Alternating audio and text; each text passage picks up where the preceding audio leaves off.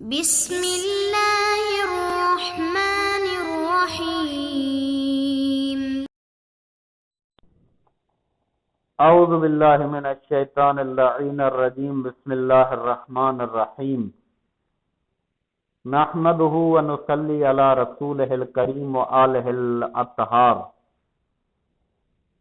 عزیز طلاب اکرام، کتاب توضیح المسائل کے اسباق ہم مسلسل پڑھ رہے ہیں، جن اسباق و دروس میں سے آج ہم سبق نمبر 70 شروع کر رہے ہیں کہ جس کا عنوان حج کے احکام ہے، اور یہ عنوان گزشتہ چند اسباق سے جاری ہے۔ ہم نے حج کے کافی مسائل، شرائط، استطاعت وغیرہ، استطاعت کی صورتیں وغیرہ پڑھی ہیں۔ آگے کے مسائل ہم شروع کرتے ہیں۔ مسئلہ نمبر 2000، اگر کسی شخص کو اتنا مال دے دیا جائے جو حج کے لیے کافی ہو، اور یہ شرط لگائی جائے کہ جس شخص نے مال دیا ہے مال لینے والا مکہ مکرمہ کے راستے میں اس کی خدمت کرے گا، تو جسے مال دیا جائے اس پر حج واجب نہیں ہوتا۔ کہہ رہے ہیں کہ مثلا کوئی شخص کسی کو اتنا مال دیتا ہے جو حج کے لیے کافی تو ہے، لیکن اسے وہ مال حج کرنے کے لیے نہیں دے رہا، بلکہ اسے مال اس وجہ سے دے رہا ہے کہ راستے میں وہ اس کے کام کاج کرے، اس کی خدمت چاکری کرے۔ یعنی یوں کہیے کہ جو مال اسے دے رہا ہے وہ اس کے کام کی اسے اجرت دے رہا ہے، نہ کہ حج کرنے کے لیے دے رہا ہے۔ تو کہہ رہے ہیں کہ اس صورت میں اس کے اوپر حج واجب نہیں ہوگا۔ کیوں؟ اس وجہ سے کہ اسے مال حج کے لیے نہیں دیا جا رہا، بلکہ اس کے کام کی اجرت کے طور پر اسے دیا جا رہا ہے۔ اگر کسی شخص کو اتنا مال دے دیا جائے جو حج کے لیے کافی ہو، مال اتنا ہے کہ وہ حج کر سکتا ہے اس سے، اور یہ شرط لگائی جائے کہ جس شخص نے مال دیا ہے مال لینے والا مکہ مکرمہ کے راستے میں، جس نے مال دیا ہے اس کا مکہ مکرمہ کے راستے میں اس کی خدمت کرے، مال لینے والا اس کی دینے والے کی خدمت کرے، تو جسے مال دیا جائے اس پر حج واجب نہیں ہوتا، اگرچہ وہ حج کر کے آئے اس کے ساتھ، لیکن حج اس پر واجب نہیں ہوتا۔ مسئلہ نمبر 2001، اگر کسی شخص کو اتنا مال دیا جائے کہ اس پر حج واجب ہو جائے اور وہ حج کرے، تو اگر کے بعد میں وہ خود بھی کہیں سے مال حاصل کر لے، دوسرا حج اس پر واجب نہیں ہے۔ ہم نے ابتدا میں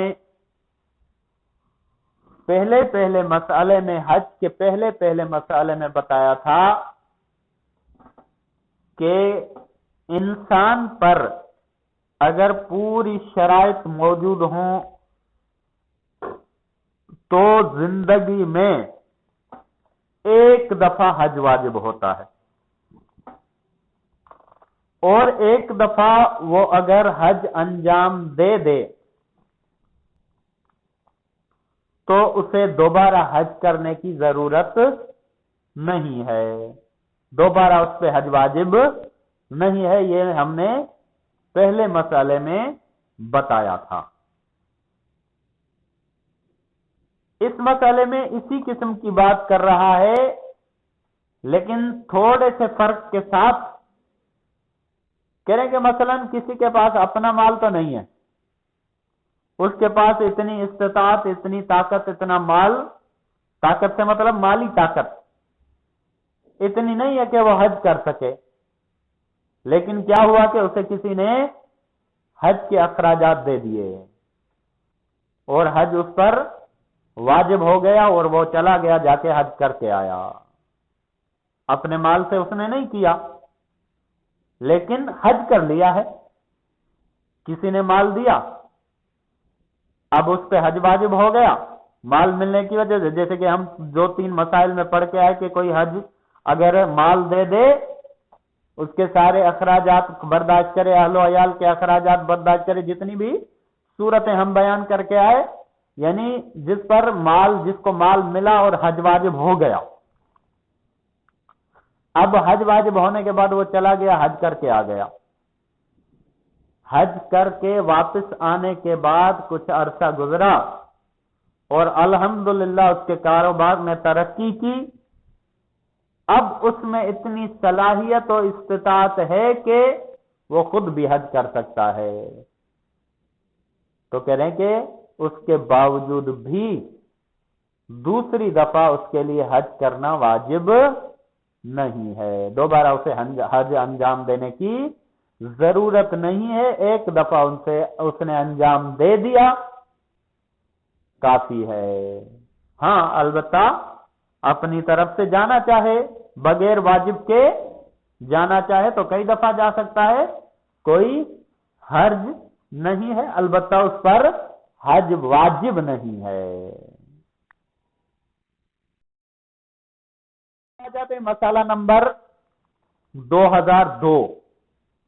اگر کوئی شخص بغرض تجارت مثال کے طور پر جدہ جائے اور اتنا مال کمائے کہ اگر وہاں سے مکہ جانا چاہے تو استطاعت رکھنے کی وجہ سے ضروری ہے کہ حج کرے، اور اگر وہ حج کر لے تو خواہ وہ بعد میں اتنی دولت کما لے کہ خود اپنے وطن سے بھی مکہ مکرمہ جا سکتا ہو، تب بھی اس پر دوسرا حج واجب نہیں ہے. پہلے سے ملتا جلتا مسئلہ ہے، البتہ تھوڑے سے اختلاف کے ساتھ کہ پہلے کسی اور نے اسے پیسے دیے تھے اور وہ اس پر حج واجب ہو گیا تھا اور وہ چلا گیا تھا. اب کہہ رہے کہ نہیں، وہ اپنی غرض سے اپنی تجارت و کاروبار کے لیے جدہ گیا ہے. اب جدہ سے مکہ مکرمہ جتنی دور ہے، اس نے جدہ میں بیٹھ کر اتنا پیسہ کمایا. ظاہر ہے کہ اگر وہ پاکستان سے جائے گا تو بہت اخراجات آئیں گے، لیکن اگر وہ جدہ سے وہیں سعودی عرب سے ہی ایک شہر سے دوسرے شہر کی طرف چلا جائے تو اخراجات کم ہوں گے. اس نے جدہ میں بیٹھ کر اتنی کمائی کر لی کہ وہ جدہ سے آرام سے مکہ مکرمہ جانے کی استطاعت رکھتا ہے. تو کہہ رہے ہیں کہ ضروری ہے کہ حج کرے، کیونکہ اس میں استطاعت آ گئی ہے. جدہ میں بیٹھ کر جب اس میں استطاعت آ گئی، وہ چلا گیا، اس نے حج کر لیا. جدہ سے جا کے مکہ مکرمہ حج کر لیا. تو خواہ وہ بعد میں اتنی دولت کما لے کہ خود اپنے وطن سے بھی مکہ مکرمہ جا سکتا ہو. اب کہہ رہے ہیں کہ کیا ہوا، اس نے جدہ سے جا کے مکہ مکرمہ حج کر لیا. اب حج کرنے کے بعد وہ جدہ سے واپس وطن اپنے، مثلا ہمارے وطن پاکستان آ گیا. اس کا اپنا وطن پاکستان ہے، وہ اپنے وطن پاکستان لوٹ آیا. اب پاکستان میں بیٹھ کر اس کے کاروبار نے ترقی کی اور اس میں اتنی استطاعت ہو گئی کہ اب پاکستان سے جا کر بھی مکہ مکرمہ میں حج انجام دے سکتا ہے، اس کے اندر اتنی استطاعت آ گئی، اب اپنے وطن سے بھی حج مکہ مکرمہ جا کر حج انجام دے سکتا ہے، لیکن اس نے جدہ سے مکہ مکرمہ جا کر حج انجام دے دیا تھا، تو کہہ رہے ہیں کہ تب بھی اس پر دوسرا حج واجب نہیں ہے، پھر بھی کیونکہ وہ ایک دفعہ حج انجام دے چکا ہے تو دوسری دفعہ اسے حج انجام دینا واجب نہیں ہے، البتہ انجام دے دے تو کوئی حرج نہیں ہے۔ اب آ جاتے ہیں مسئلہ نمبر 2003۔ اگر کوئی اس شرط پر اجیر بنے کہ وہ خود ایک دوسرے شخص کی طرف سے حج کرے گا، تو اگر وہ خود حج کو نہ جا سکے اور چاہے کہ کسی دوسرے کو اپنی جگہ بھیج دے، تو ضروری ہے کہ جس نے اسے اجیر بنایا ہے اس سے اجازت لے۔ مثلا مجھے کسی شخص نے کہا کہ آپ میری طرف سے اجیر بن جائیں اور میں آپ کو اخراجات وغیرہ دیتا ہوں اور آپ میرے اجیر بنے، میری طرف سے میرے نائب بن کے حج انجام دیں۔ میں نے قبول کر لیا۔ اب جب میں نے قبول کر لیا، اس کے بعد میں نے سوچا، مثلا میرا کوئی کام تھا یا کوئی ایسا سسٹم تھا کہ اب میں حج پہ نہیں جا سکتا، جو میں اجیر بنا حج پہ نہیں جا سکتا۔ اب میں نے کیا کیا، میں نے سوچا کہ ایسا کرتا ہوں کہ میں اجیر تو بن گیا ہوں، اب میں ایسا کرتا ہوں کہ میں اپنی جگہ کسی اور کو بھیج دیتا ہوں، اس کا حج انجام ہو جائے گا۔ میں خود نہیں جاتا، کسی اور کو بھیج دیتا ہوں۔ تو کہہ رہے ہیں کہ اس صورت میں ایسا کر تو سکتا ہے، لیکن جس کا وہ اجیر بنا ہے اس سے اجازت لینا ضروری ہے۔ وہ اگر اجازت دیتا ہے کہ ٹھیک ہے، اگر تم نہیں جا سکتے، تم خود نہیں جا سکتے تو کسی اور کو بھیج دو، میرا نائب بنا کر، میری طرف سے اجیر بنا کر کسی اور کو بھیج دو، اگر وہ اجازت دیتے تو کوئی حرج نہیں ہے، لیکن اگر اجازت نہیں دیتا تو پھر اس صورت میں وہ کسی اور کو نہیں بھیج سکتا۔ اب آ جاتے ہیں مسئلہ نمبر 2004۔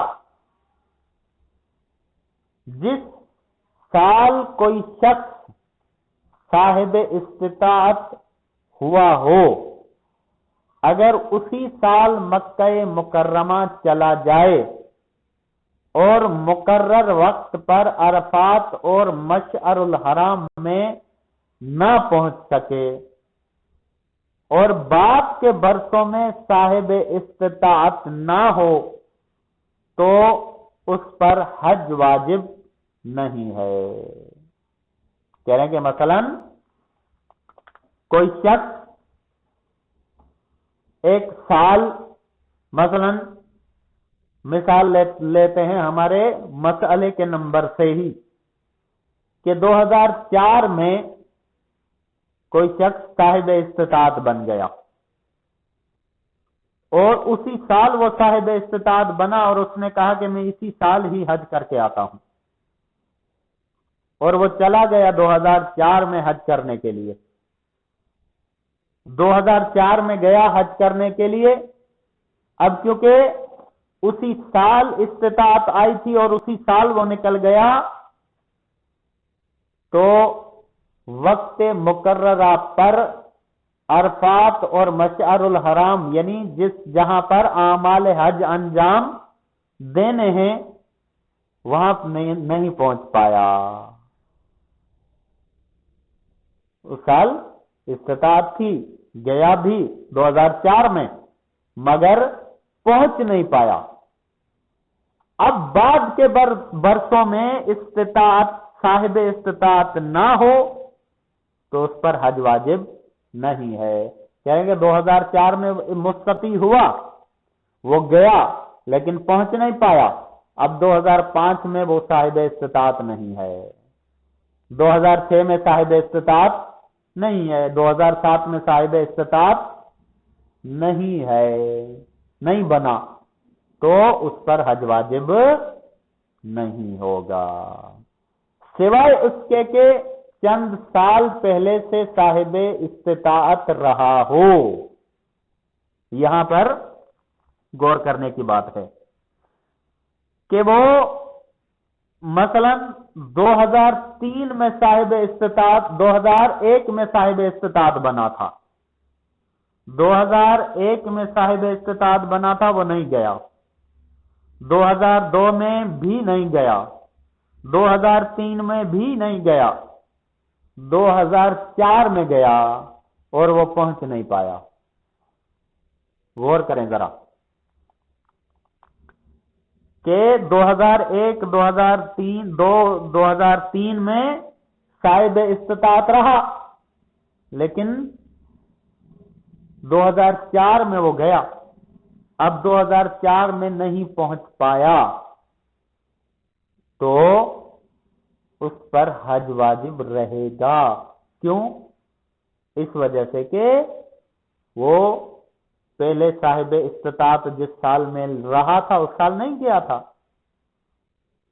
تو اس کو یہاں سے آگے بیان کر رہے ہیں، کہہ رہے ہیں کہ سوائے اس کے کہ چند سال پہلے سے صاحب استطاعت رہا ہو اور حج پر نہ گیا ہو. چند سال پہلے وہ صاحب استطاعت تھا، مسلسل چند سال وہ صاحب استطاعت رہا لیکن حج پر نہیں گیا، تو اس صورت میں خواہ زحمت ہی کیوں نہ اٹھانی پڑے اسے حج کرنا ضروری ہے. کہہ رہے ہیں کہ بھلے اسے زحمت ہی کیوں نہ اٹھانی پڑے، وہ صاحب استطاعت ہوتے ہوئے اس نے حج انجام نہیں دیا، چند سالوں سے اس پر حج واجب تھا، اس کے باوجود اس نے حج انجام نہیں دیا اور 1 سال چلا گیا وہ پہنچ نہیں پایا، تو پھر اسے دوبارہ جانا پڑے گا، بھلے اسے زحمت اٹھانی پڑے، بھلے اسے دوبارہ خرچہ کرنا پڑے، لیکن اسے دوبارہ حج کرنا ضروری ہے. کیوں؟ اس وجہ سے کہ اس نے استطاعت ہوتے ہوئے حج انجام نہیں دیا تھا. وصلی اللہ علیہ وآلہ وسلم.